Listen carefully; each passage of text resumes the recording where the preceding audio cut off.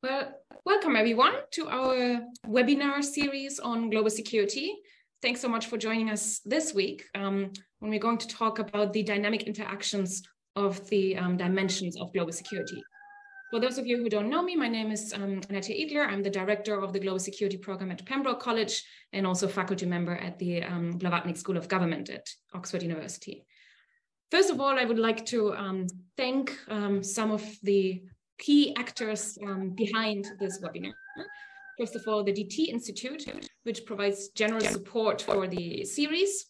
I'd also like to thank Blavatnik School of Government and Pembroke College, and of course also the Minerva Research Initiative, and my team, especially Frederick, without whom this would not have been possible. He did all the coordinating behind the scenes. Today is the 7th webinar in our series. And we started the first 4 webinars, we started them in Hillary term. Then we had the break. Then last week we had a webinar on the social dimension of global security. And today is really the time where we try to bring everything together, followed then by next week, looking at the future of global security. The purpose of the series is to explore the meaning and practice of global security. And it forms part of our research program on global security here at Oxford, in which we study how global security emerges from the dynamic interactions of these 3 dimensions. And in our program, we look at this in the following way. We look first of all at the political dimension of global security. And by that, I mean global order and geostrategic power. We then also look at the economic dimension. So that includes global supply chains, including illicit supply chains and how they are interconnected across the world. And then finally, the social dimension, which refers to local experiences of stability or instability in various spaces, including contested spaces, unstable regions or conflict regions of the world. Now, we started the series at the very beginning by just unpacking this term global security. Is it even useful to have that as a concept, or is it just an umbrella term that might be used for other concepts such as human security, national security, or international security? We then also looked with a different panel at various methodologies and epistemologies that can help us understand security. And then we also looked at various scales and spaces, basically understanding whether and how we can understand security from the local over the transnational to the global level. And then, as I said in the last session, last week, we zoomed in on how we can understand the social dimension. So that is the basis for how we're going to look at the interactions today. What's important for this panel or the series overall is that we try and bring together both academics and practitioners to really see how our intellectual engagement can also help tackle real-world security challenges. And I'd just like to share some of the key takeaway points from last week's session, where we looked at social aspects. So one of those key takeaways is that the security of the individual matters for both national and global security. And that was quite interesting to look at, because often the short-term thinking of individuals clashes with long-term aspirations for global security. It also has the implication that we might need to think about the empowerment of local communities in order to include their perspectives in global security and achieve global security. Another key takeaway point from last week was to think about how fear is important when understanding or thinking about global security. So not just the facts or the the evidence, what you can count, the body counts of security, but actually also what it means to be a potential victim and how fear can also translate then people's behavior, because it may spark aggression, it may spark exclusionary policies. If we think, for example, about the COVID pandemic and what it meant for border policies and the implications that had on human lives. So it's another aspect to think also about the emotional aspects of security. And then a final interesting key takeaway point was how we often, on the one hand, have multiple individual threats to security, and how they can then merge or blend into one larger threat that ultimately is up to people's perceptions to know how large or big that threat even is. So the role of perceptions is really key here.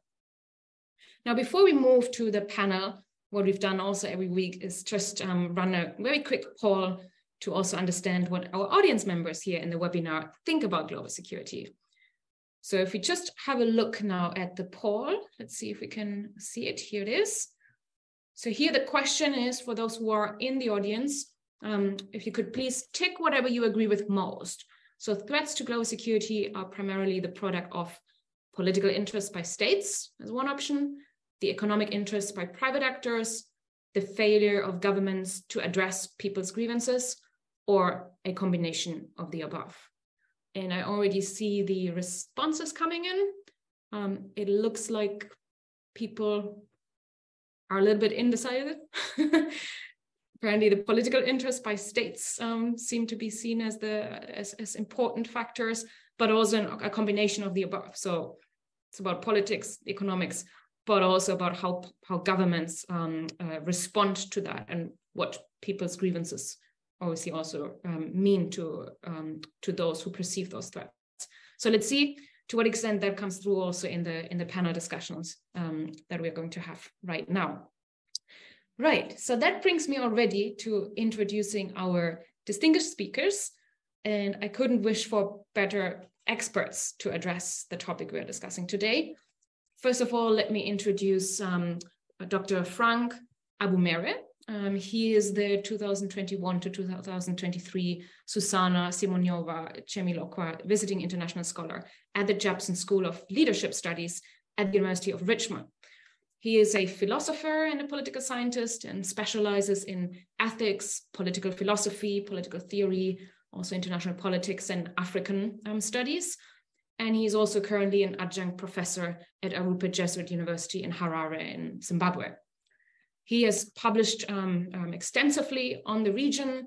His publications include, for example, African Identities and International Politics, or Normativity in African Regional Relations. Thank you so much for joining us today, Frank. Then it is my pleasure to also welcome Dancing Lang, who is a researcher, lecturer, and an engaging political analyst and consultant of Myanmar politics, and especially on Kachin state politics. He has focused on basically what happened after the political reform process and participated also in negotiation processes there. He is the director of the Kachin Land Research Center, a think tank that works on those issues and has also published widely, including on ethnicity and great power politics, looking at transnational ethnic Kachin in Myanmar and Singapore of Northeast India. Welcome, Dancing Lang. Thank you so much for joining us. Thank you. And then last but not least, it's a pleasure to welcome Professor Neta Crawford, who is the Montague Burton Chair in International Relations and also a professorial fellow at Balliol College. And her research focuses on war, ethics, normative change, emotions in world politics, and climate change. And among many, many other distinctions, she was elected this year as a member of the American Academy of Arts and Science. She has published widely. Her books include Argument and Change in World Politics, Ethics, Decolonization, Humanitarian Intervention. She's also the co-founder and co-director of the Cost of War Project, and has also recently published her influential book on related to climate change, which I hope we'll hear a little bit later as well. So welcome to this panel. I will just start right away with my questions to the panelists. And I'd like to turn to Frank to begin with. Frank, could you maybe talk a little bit from your perspective, also based on your expertise, on how you think we can think about these interactions between different dimensions of global security? So basically how the social, the economic, and the political intersect. Over to you. Is he still there? You might have connection issues. Frank, are you with us? Might be a freezing, perhaps, or an unstable internet connection. If that's the case, we just start with someone else, if that's okay. Can I do that? Yes, please. Hopefully we'll have Frank back soon. Thank you so much. Thank you. The intersectionality between the political, economic, and social dimensions of global security. Thinking about that, I think, in my opinion, there are two fundamental facts. Facts about when we think about how these social, political, and economic dimensions intersect with each other. Thinkings about global security, there are two fundamental facts that, in my opinion, one is any relationship or any relations, be it social, political, or economics, that requires the exercise of power. That's the one fundamental fact, why these three dimensions intersect to each other. And the second thing is about when we think about today's global order, it's interlinked and then it's interdependence. So we cannot ignore the interdependence nature of the world today. It's because of globalization.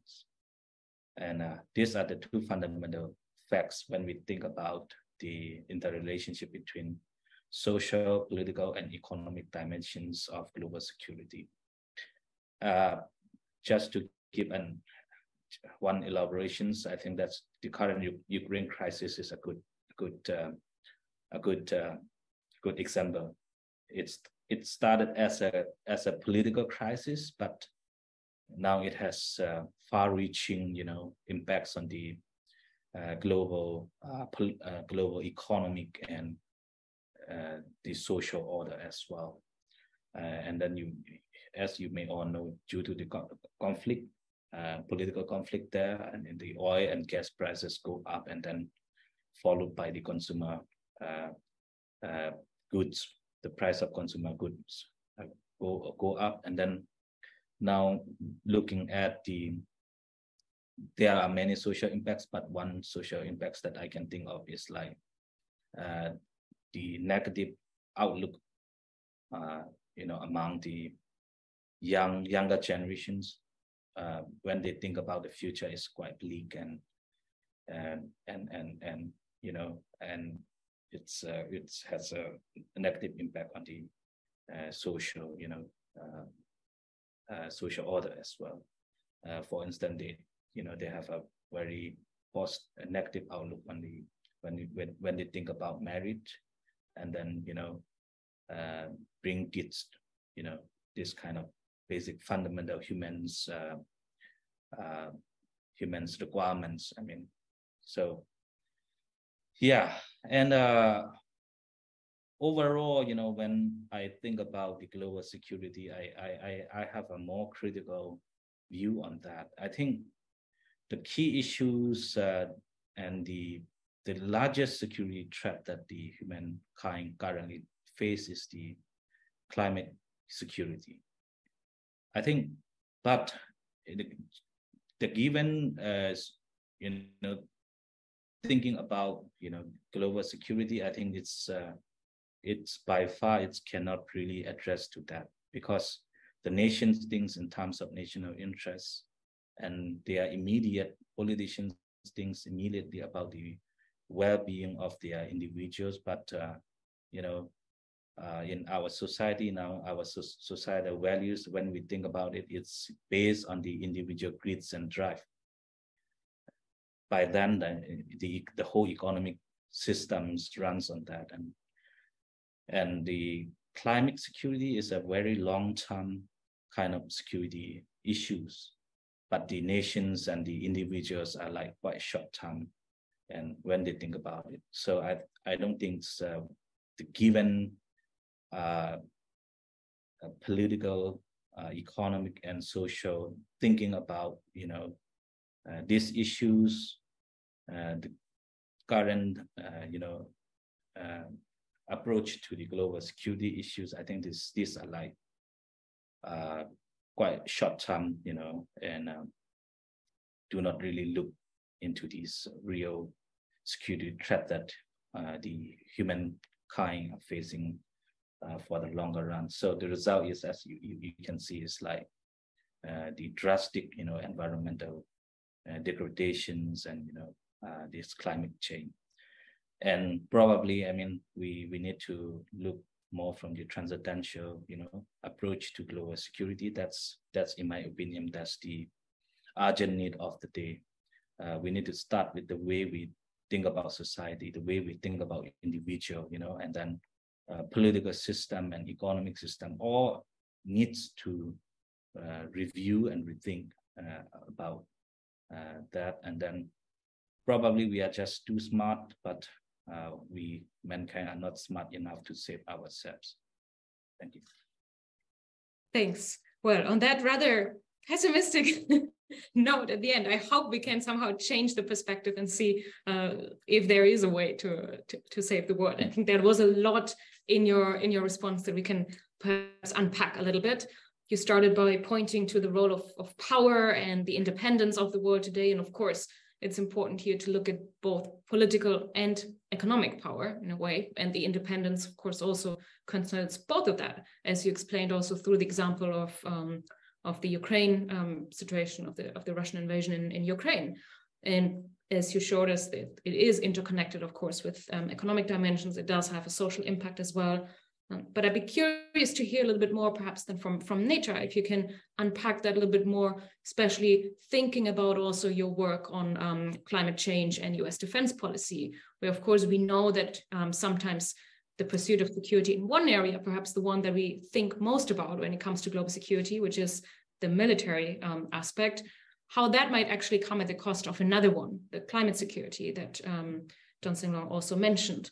And that, of course, also relates to how we need to think about both individuals and how they experience security or how they perceive security as an important matter or not, versus what we need to do long-term for global security. So thanks so much. And Neta, it would be great to hear from you now.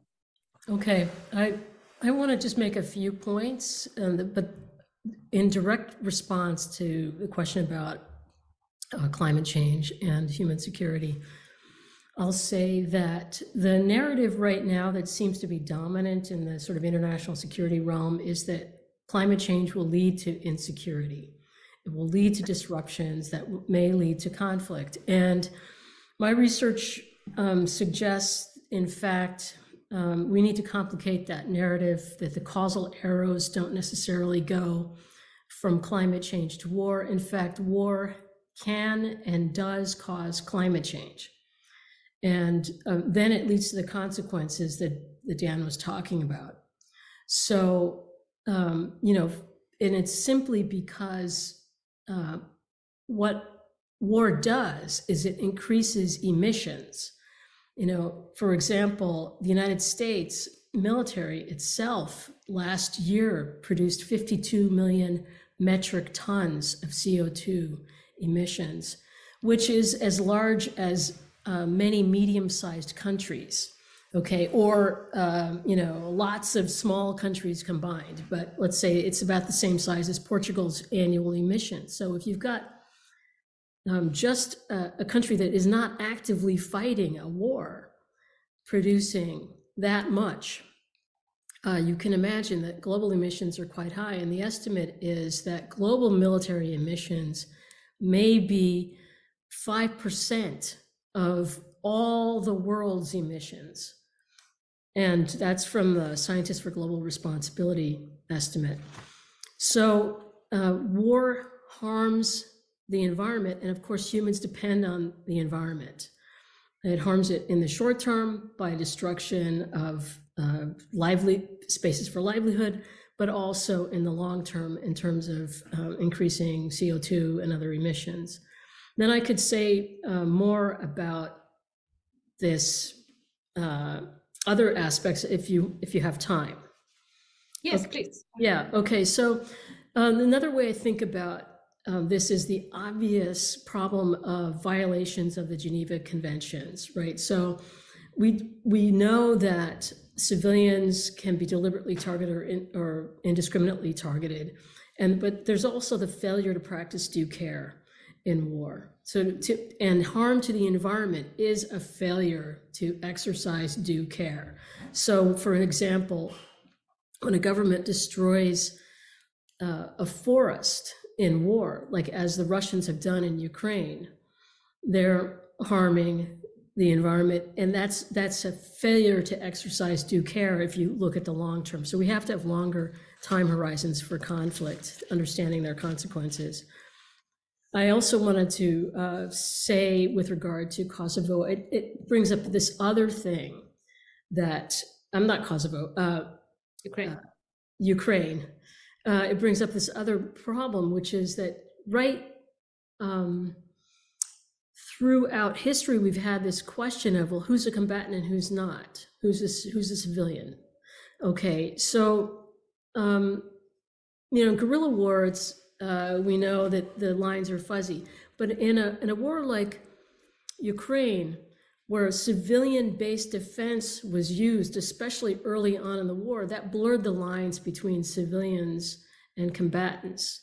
And there, this loss of distinction can lead to insecurity in different ways. But on the other hand, civilian-based defense has its virtues in that it is potentially much less expensive and as effective as sort of traditional military-based defense. And I could say more about that later, but I also wanted to raise this problem of what I'm worried about more generally is thinking about everything as security.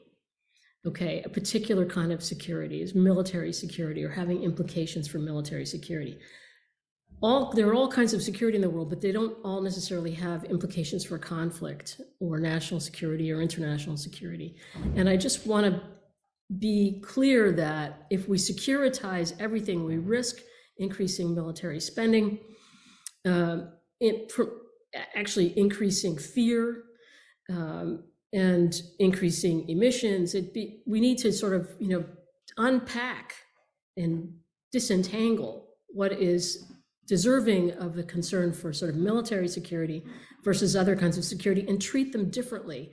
These are different illnesses or diseases, if you want to use a medical metaphor, that deserve different kinds of medicine. And if we give chemotherapy to a blister, it's not going to be helpful. Thank you so much. Thanks, Neta. I mean, your last point about securitizing everything, I guess here one really tricky issue or the dilemma is around budgets as well, right? As you mentioned, because of course, on the one hand, securitizing issues by framing them according to the Copenhagen School as an existential threat, right? That requires those extraordinary measures. And that's what we kind of need to appeal to in order to have the budget available. But at the same time, that is not always the most appropriate response. So another key question here then is, how can we actually make sure that there are more funds available, or that governments also think about appropriate balancing military budgets with other types of budgets, thinking about education, about development, about infrastructure in order to balance it. And that in a way comes back to thinking about both the economic and the political, as well as the social aspects. So let's see if we now have our third panelist back. Frank, are you there? Can you hear us? I know that you have a very unstable internet connection, but let's see if we're luckier this time. You are muted. Maybe you can, are you there? I can hear you. I hope you can hear me too. Yes, now we can hear you. If it's easier without video, feel free to switch it off if that helps with the connection. But if not, it would be great. We were just discussing about the interaction, so it would be great to hear your thoughts on, from your perspective and your background working, especially on African studies, what your thought is on the kind of the social, the economic, and the political aspects of global security and how we can think about that. Okay, yeah, basically, as I was saying earlier on, if you can hear me, I look at it from two broad perspectives: the presence of something and then the absence of something. Basically, the presence of globalization, as we know, the intensity, extensity, and velocity of the current form of globalization right now, has made our world different from where globalization has always existed. But given the current form of globalization we have, our world is really different, and that has amplified certain things in our world, right? It's really hard to so because of the application of those things. Frank, I think we unfortunately are losing you. Could you perhaps switch off the video? If not, we might have to come. Yes. You couldn't hear me at all? Yes, now we can hear you again. You were hearing about. Sorry, I will just have to join the audience then. Yes, that's great. That's fine. Can you hear me? Yes. Let me just try for the last time. If I fail this time, then I join the audience. Sorry for the inconvenience. Yeah, so I was talking about how globalization, has both global goods and global bad, at the same time. But the presence of globalization. However, on the other hand, that also shows us something, that the absence of something. And what is that thing? In my opinion, of course, and as many scholars have pointed out, the absence of proper global governance structure in our world today. So we need proper global, given the extent of globalization and the intensity and velocity of globalization as we have it today, we need proper global governance structure, and to coordinate the interaction, of, between or among these various dimensions of global security. And that, of course, we have global governance to some extent, but I think what we have today is not enough to deal with the problems, the problems we have. For example, the global governance structure we have today doesn't really entertain global justice issues, So global justice, of course, international politics is relegated. As we know, order is a priority, but even in terms of order, I do not think order and justice are mutually exclusive. This goes all the way back to, many decades ago. I think these questions have not been resolved, but these are the issues we need to deal with, if we are able to resolve global security problems. And Professor Crawford was just talking about securitization. One of the biggest problems we have today is we securitize certain things that, in my opinion, are supposed to be seen as global justice problems. For example, the problem of migration. You can link that with, basically it's a problem of human security, the social aspect of security. You link that with climate change, you link that with poverty, you link that with people fleeing conflict zones, refugees, so on and so forth. For me, these are global justice issues. These are not issues to be securitized, So when you securitize migration, you look at it from a security perspective. You begin to do migration using frog text like the EU executive orders, like President Trump some years ago. But if you were able to have proper governance structure, then you develop proper global justice responses to these human problems. These are human problems. For me, they are not security problems that should be securitized. Thank you so much. Thanks. Now we could hear you really, really well. Thanks for the excellent contribution. Kind of brings me back to 2 points. One of them is how you mentioned that there are certain issues like poverty that should rather not be securitized because we call it like human problems. I think that relates quite well to what Don St. Long started with, thinking about the social impact of conflicts on prospects for people's prospects, for example, to have a family, to maintain their livelihoods, which of course are the impacts, right, of conflict or of insecurity. The question then is how we can make sure that we also deal with those aspects and how we can disentangle that from security itself. And then the other point that you brought up, the need, or you framed it even as the absence right now, of an appropriate global governance structure and dealing with global justice issues.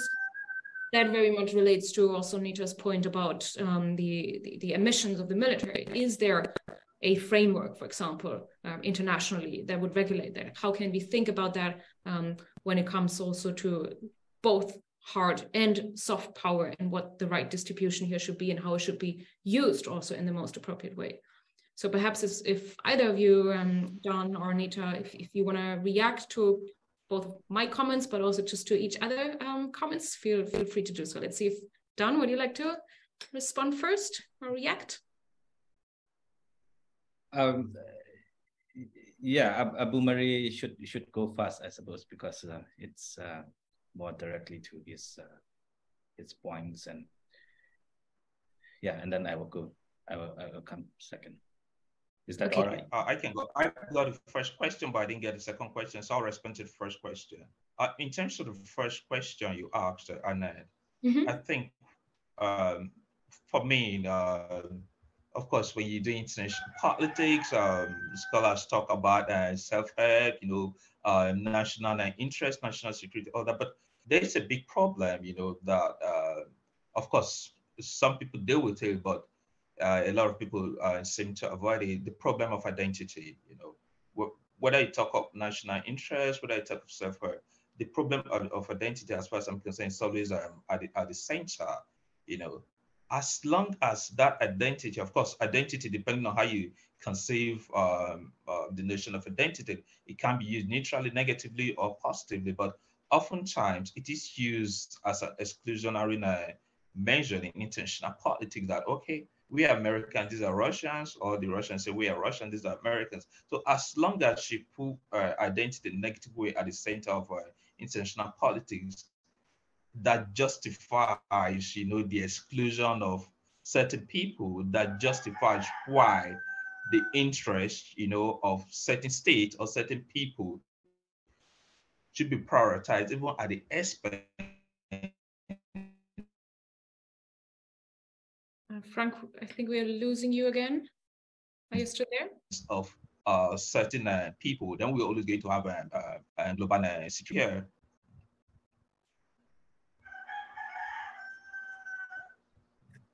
We hear someone's background very nicely. I think I know who that is. But we can't hear Frank right now. Frank, are you still there? No. Yeah, okay. I can hear you, Annette. Can you hear me? Yes, perhaps it's easier if we just capture what you've said so far about the role of identity, right? And how identity, of course, matters in terms of how it's being used, how it's being perceived, and how it's also influencing who gets a table at the global governance, if you want, negotiations, or what can be achieved, and also how it's, of course, influencing certain security policies by pointing to identities of certain societal groups, perhaps more than others. If you want to come back, or perhaps just put it in the chat, that might be easier. If not, I will just go to the next panelist. Dan, I saw that you were going to respond. Yeah, I would just relate to that point, that's the problem is,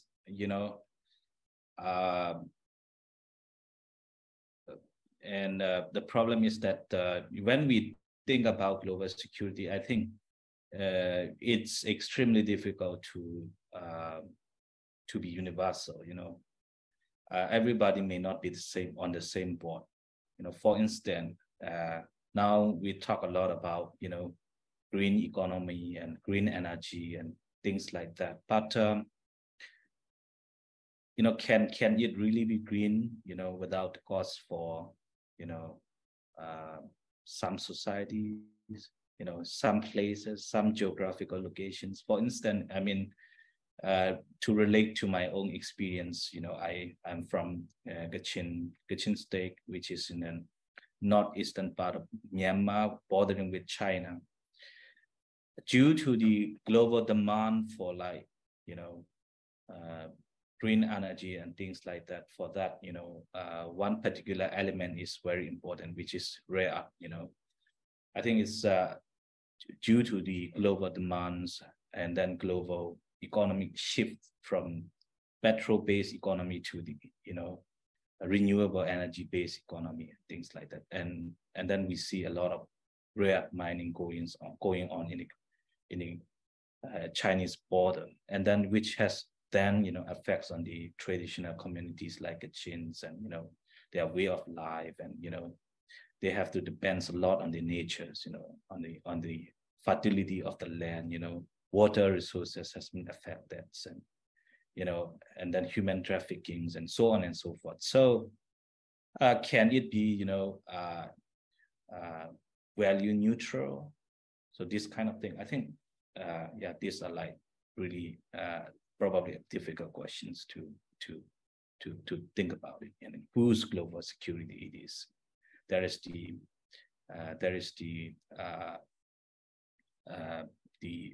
asymmetric power relations. There is the asymmetric economics, relations. You have the haves and haves not. You have,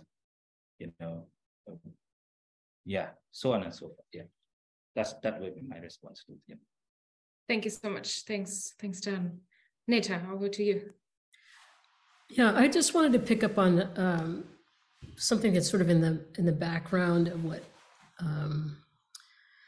both of you were talking about, both the other speakers were talking about, and that is the effect of security and securitization on democracy. And, you could think about it in terms of global governance structures that are there or not.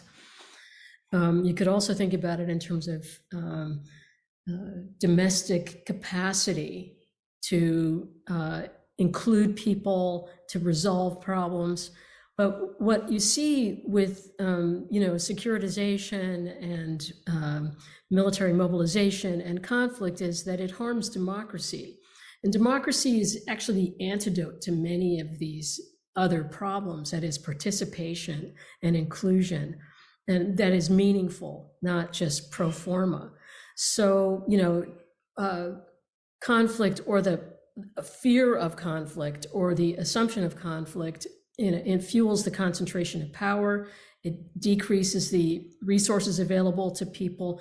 It puts an emphasis on the speed of decision making, and it focuses on threats where, which actually then tends to diminish the capacity of people to deal with their problems in a local way, and which can actually then begin a spiral of other problems. So I wanted to just elevate the importance of democratic processes and practices right at this moment. Thank you so much. Thanks, Neta. I think there are even two dimensions to that, right? On the one hand, it's how democracy or democratization is important when it comes to relations between states, among states, right, and how they will interact. But also if we think about the domestic level, I mean, when we have issues like the ones that you're focusing on in your work, like the CO2 emissions, to what extent is that even new or public, or to what extent is the public aware of that? Let's put it that way, right? And is able to then take an informed decision. I mean, these are all questions that need to come into kind of the process of thinking about active political citizenship, if you want, when it comes to democracy. Could I just weigh in on this a little bit more right now? Yeah. To give an example of what you're talking about. Okay, so in the negotiations for the Kyoto Protocol, all greenhouse gases could have been on the table for reporting by governments, but the United States lobbied at Kyoto in the late 1990s to exclude military emissions from national reporting. And essentially almost all military emissions have been excluded from mandatory reporting in the common reporting format. So that benefits large emitters like the United States military, because if it were on the table, if it were exposed, then there'd be pressure to reduce military emissions. So as a great power, they were able to push that through in Kyoto, and only in 2015 was that semi-rectified at Paris, where reporting military emissions became voluntary. Thanks. That brings me actually exactly to one of the questions made from the audience members. I'll just read it out here. It's to all of the panelists. It says, if you agree, what would a global governance structure look like that is adequate to address global security issues? Now, of course, we have the United Nations, we have processes like the Kyoto Protocol that you just mentioned. if we need to change that, what would be a structure that is more adequate? Are there any, I don't think we can solve this right now in the remaining 15 minutes, but any thoughts? Let's see, I think Frank, if you might want to type into the chat function, perhaps that could work easier than the audio, or if not, Dan and Neta, if you want to get back to that.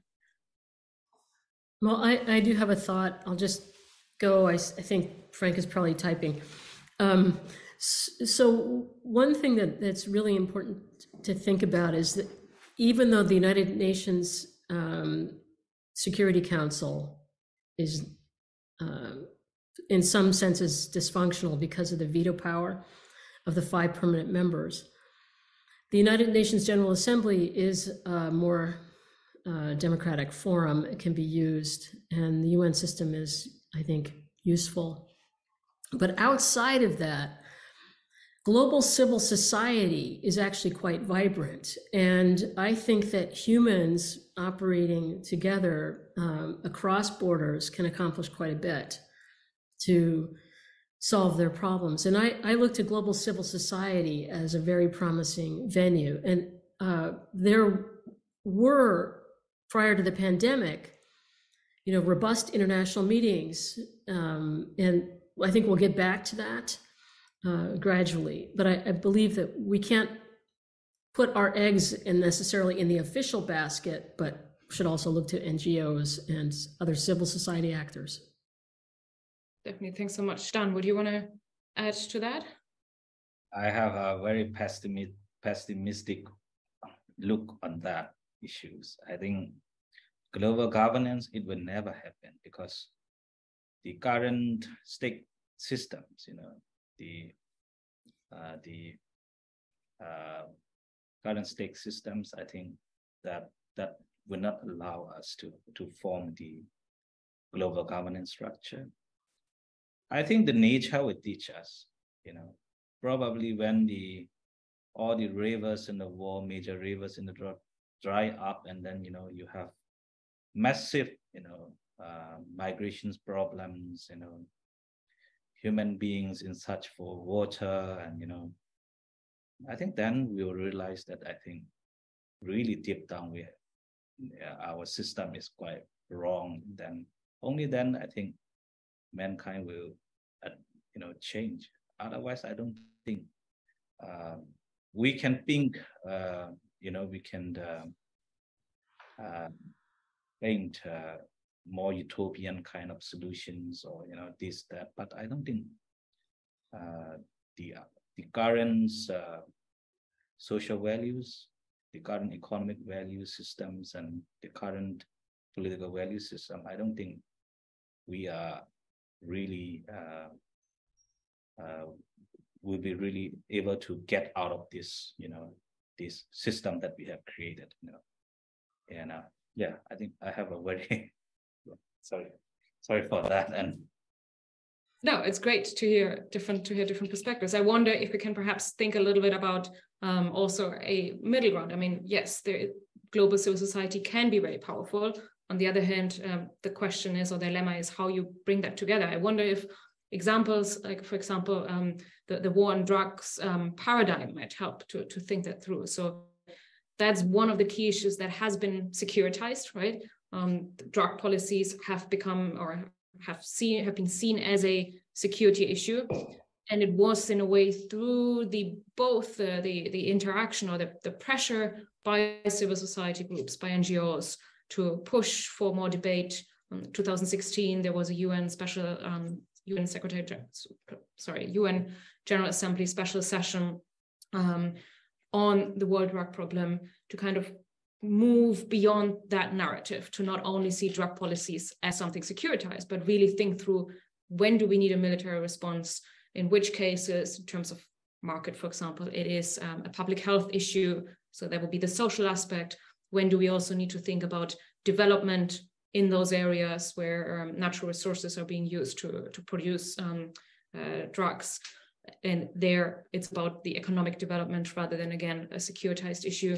So that is one way in which it unfortunately has not yet been transformed, and we still have the paradigm of the war on drugs, but it was through really, really important engagement by civil society actors, NGOs, activists, but also in collaboration with certain states. Back then it was Mexico, Guatemala, and Colombia, to actually move at least the debate and have more awareness on that. And I wonder if we think about paradigms like the war on terror, right? Or even other forms of organized crime, the war on piracy, but also in the ways in which the pandemic has been approached, if it's really also the interaction between civil society and states. So not discarding the state system entirely, but also making sure that civil society actors have a seat at the table, that this might be a way forward that is perhaps more productive right now, at least to achieve something. I don't know if you want to respond to that. If not, I also have another question here from the audience, but let's see if you want to react.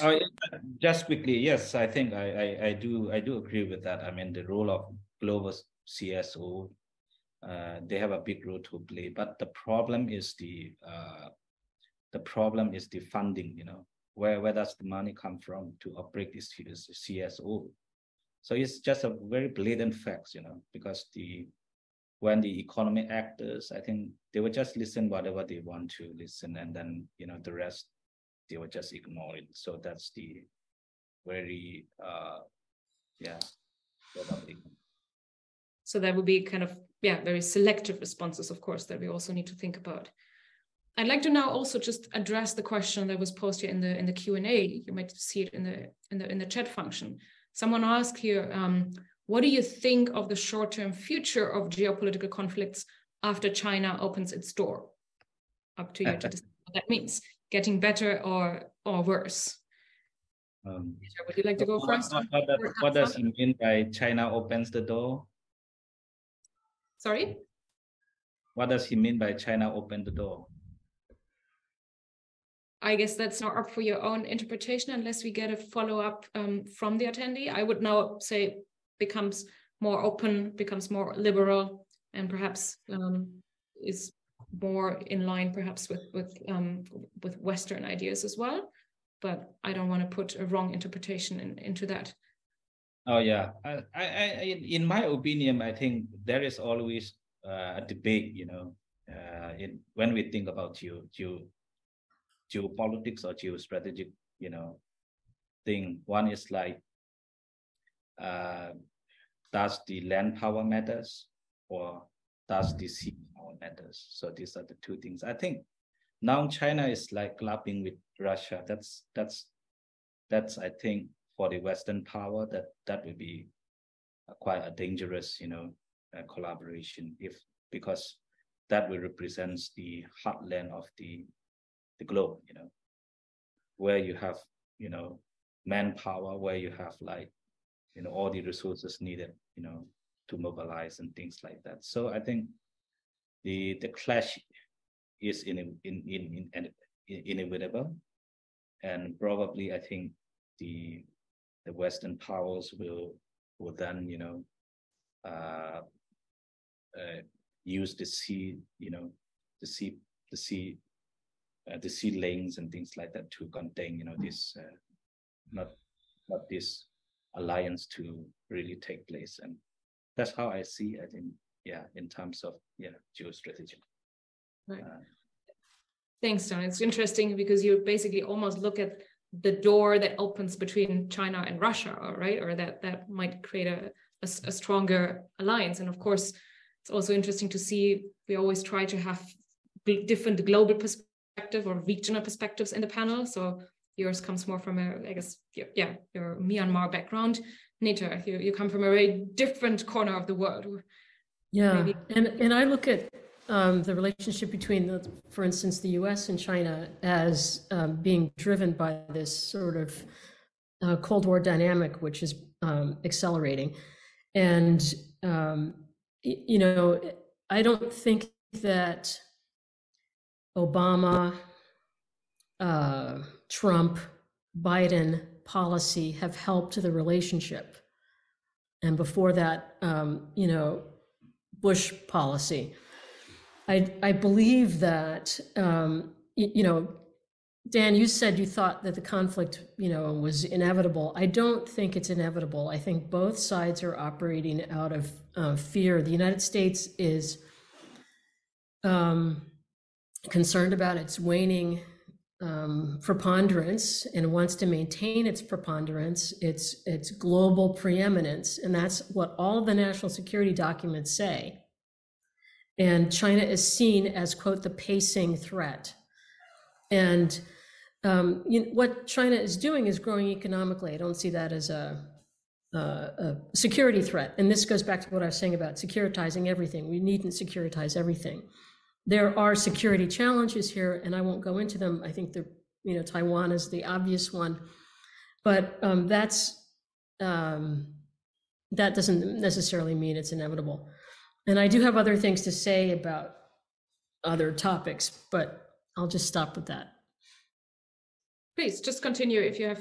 Yeah, well, I wanted to go back to what you were saying, Annette, about civil society and states versus states. And what I think civil society's organizations sometimes do is build alternative institutions to states. They build alternative relationships, alternative communities and dynamics. And, you saw this at the end of the Cold War in Europe, between East Germany and West Germany, and sort of a breaking down of barriers between the Eastern, the Soviet bloc and the West through civil society organizations and activities, communities. Another thing that I think is important is, yes, we face enormous challenges due to climate change. Now, our response to them can be rooted in fear. Our response to migration can be rooted in fear and loathing of the person who might come and take your water or your stuff, like your food, or it could be rooted in empathy.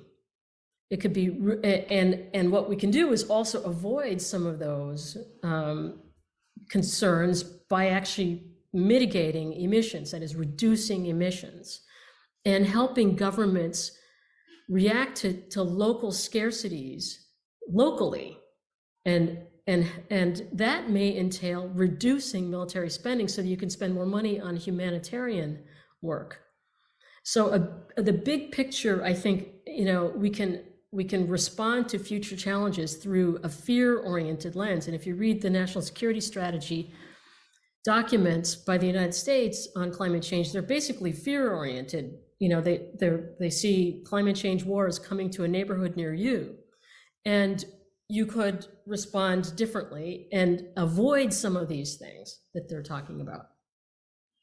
Thanks. Let me just follow up on that, because it connects very well to what we discussed actually last week about the role of fear versus empathy. And their discussions were around, well, in communities, for example, that do experience violence. I mean, we've now mainly talked about armed conflict, war, but of course there are other forms of violence, criminal violence, or just instability. So in those communities, for example, at borders, there is a way of appealing more to empathy, right? And of showing how those people can be helped with. But going back to what Dan said at the beginning, that we need to think about the world's interdependence today and process of globalization. The question is, to what extent empathy can really reach beyond the immediate, let's say, neighborhood, community, or perhaps state, right? If we address these global issues, if we know that something is a threat, is a security challenge on the other end of the world, yes, we know we are somehow interconnected, but is empathy really enough to drive people to do something about it? Is it enough to really make policymakers aware of the urgent need to address that? Maybe just your quick reaction. Yeah, so, sometimes. Okay, so what emotions do is they tell us what's important, right? They say, pay attention to this. You see somebody suffering and you feel empathy and you say, I've got to do something about that. That's the empathic response. Same thing with fear. It tells us, pay attention to this, but in this instance, I'm going to defend myself, or I'm going to strike out aggressively to make sure that nothing happens to me. So the emotions are at play all the time in world politics and in our individual lives. They frame how we see situations, and then they help us figure out what to do. And we can also, with pre-existing identities, interpret the same things differently. So we have a pre-existing relationship with a group of people, and our identities say we're similar, then we're going to perceive certain things more empathically than we would with somebody who's perceived as very different from us. So what we need to do is have education about other people. I mean, empathy doesn't spring out of nowhere. It springs out of understanding the other and their history and why they behave as they do. And so I think, no, not in the short term will we have that empathic response, but a longer cultivation of understanding and identification through historical understanding of the context that people are in. How did globalization underdevelop most of Africa, and harm and still harms large swaths of the world? How then are people disadvantaged? If we understand their plight, we might be more empathic if we understand their histories. So no, there's no magic bullet, but I do think that education is really important for increasing the capacity to understand things in an empathic way. Right. Thanks so much. So it's basically also thinking about the investment right now that we need for future generations, right? Because of course, the impact or the results of education will not play out immediately. And that, I guess, goes back to the point about just short-term thinking, right? That we often see when it comes to addressing the long-term challenges. We're almost at the end. I'm very conscious of time. I just want to make sure that we still have the chance to ask you one final question, which also should benefit our audience, because I know there are many students out there who are interested in learning more about the topics. And we are putting together a reading list that basically is the result also of the webinar series. So my question to you is if there's any book, a publication, or a podcast, or any other format that you would recommend to our audience to better understand global security from the perspective of your own work, but also regarding the issues that we've discussed today. I hope that Frank can just send us his recommendation and we'll just add this to the list. But for the panelists here right now, Dan, do you have any recommendation you'd like to share with us? But there are many books, but for the basic understanding about global security, I think I would recommend Power and Interdependence by Joseph Gilhing and Nye. Yeah. Thanks. A classic to start with. Neta, what is your recommendation? I'm going to go for another classic. Walter Rodney, How Europe Underdeveloped Africa. Excellent oldie but goodie. And then I always recommend The Pentagon, Climate Change and War by me, if you want to get up to speed on some of the security and climate questions. That it's relatively recent and, I like it. We, of course, all love it as well, so highly recommend it. Thank you so much. Thanks for the contributions. Thanks to the panelists, also the audience members. We have another final webinar next week that will be a roundtable looking at the future of global security. So please do join us for that session next Wednesday as well. And now I would just like to thank you again for your contributions. We'll put all of that as a podcast as well later on the website. And have a nice afternoon. Thank you so much. Or evening on the other part. Thank you so much. Thanks. Goodbye.